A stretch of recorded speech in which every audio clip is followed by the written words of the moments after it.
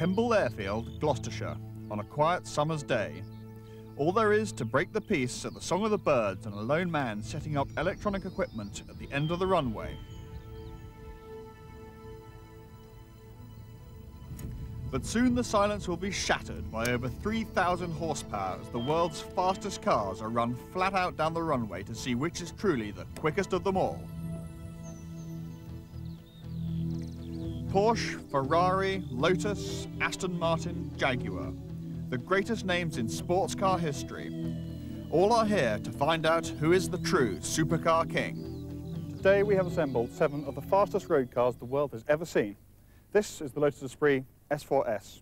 It'll do about 165. The Porsche 911 Turbo, 408 horsepower, top speed 185 I suppose. And moving on to this, the Ferrari F512M. It's faster still, up to about 196. Aston Martin V8 Vantage, top speed about the same, in the 190s.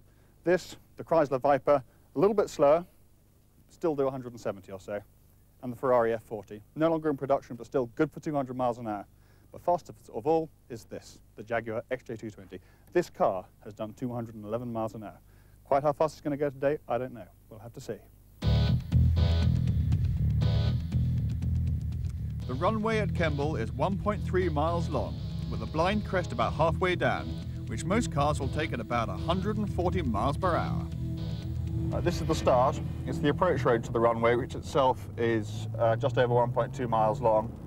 We come through a corner coming onto the runway, doing about 65 to 75 miles an hour, aiming to accelerate through. It's a pretty fast corner because it's quite tight, and most cars will be pretty near their limit. We then come onto the main runway, which we're coming onto now, and accelerate as hard as we possibly can through as many of the gears. In this Porsche 911 Turbo, you'll get all the way through 2nd, 3rd, 4th and 5th, and probably actually into 6th before braking at the end. The runway goes up over a brow. You can't actually see where the finish is, but as we come down the other side, this car should be pulling, it's difficult to say at the moment, but about 165 miles an hour before braking after the speed trap. At the end of it, there's very, very little runoff. There's not a lot of space to brake, so we are going to have to be quite careful and get on the brakes just as soon as we're through the trap.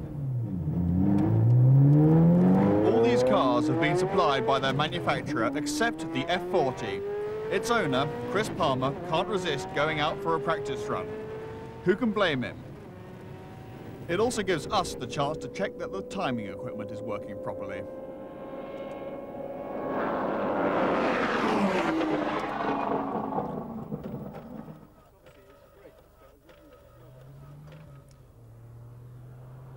Autocar Steve Sutcliffe is out for some early fun too. But soon the practice is over and the runs must start in earnest.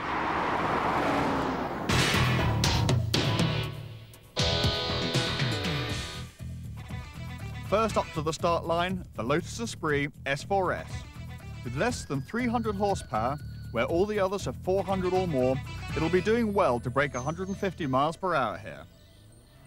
It starts well, accelerating hard through the early gears, but as 130 miles per hour approaches, the limitations of its 2.2-litre four-cylinder engine become all too apparent, and it starts to struggle for extra speed.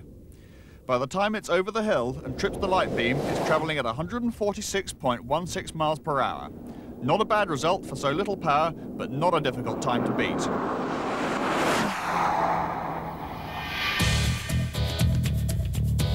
The Dodge Viper should do better. 8 litres, 10 cylinders and 400 horsepower should see to that. It fairly explodes off the line, eating its first 3 gears in no time at all. But, like the Lotus, it starts to make heavy weather above 130 miles per hour. It's quicker, but 152.02 miles per hour is a disappointment. On paper, the Aston Martin Vantage should be even quicker. With 550 horsepower, it's the most powerful here, but at almost 2 tons, it's also the heaviest. It takes a little time to gather speed, but once underway, it feels unstoppable, moving above 100 miles per hour much more freely than either the Lotus or the Viper. Luckily, the brakes are fantastic too. It needs them to slow from 155.39 miles per hour. It's time for Ferrari to play its first hand, and it puts the F512M forward, with the most charismatic engine in the world pumping out 434 horsepower. Can it establish Ferrari's dominance, or will the F40 be needed?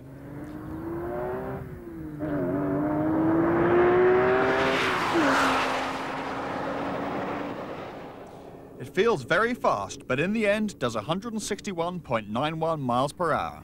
The F40 can't go home yet.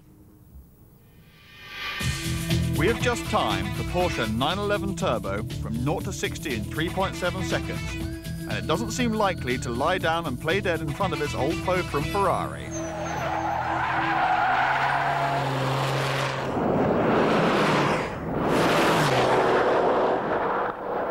It is electrifying from rest, savagely fast up to 150 miles per hour. It hits the light barrier at 163.06 miles per hour.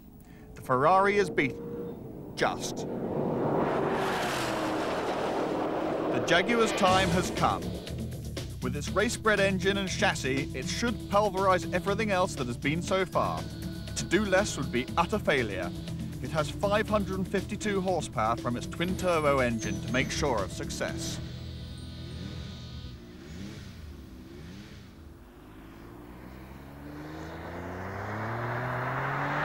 Immediately, it feels a league faster than anything else so far, slamming its driver back into its seat, forcing gear change after gear change. Even at 150 miles per hour, the relentless acceleration just keeps on coming. 160 comes and goes, so does 170. Finally, it blasts through the barrier at an incredible 180.27 miles per hour, annihilating all other attempts so far. It is crunch time for Ferrari. What can the F40, an old car compared to the others here, do about the Jaguar's phenomenal time?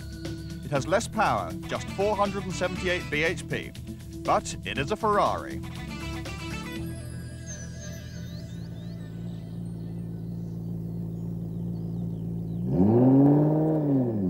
Incredibly, it accelerates away even faster than the Jaguar, feeling more like a thoroughbred racing car than something to be used on the public road. At 140, I'm sure it will beat the Jaguar, but by 170, it has started to slow, lacking the Jaguar's slippery shape and power. It just can't push the air out of the way fast enough. It does 177.79 miles per hour. Close, but not close enough. It has been an incredible day, and no car has disgraced itself. In the end, the Jaguar proved a worthy winner, with the best blend of power, lightweight and aerodynamic efficiency needed to ensure victory. But if there was one car we could take home here, it wouldn't be the Jag. It would be the uncompromised and incomparable Ferrari F40.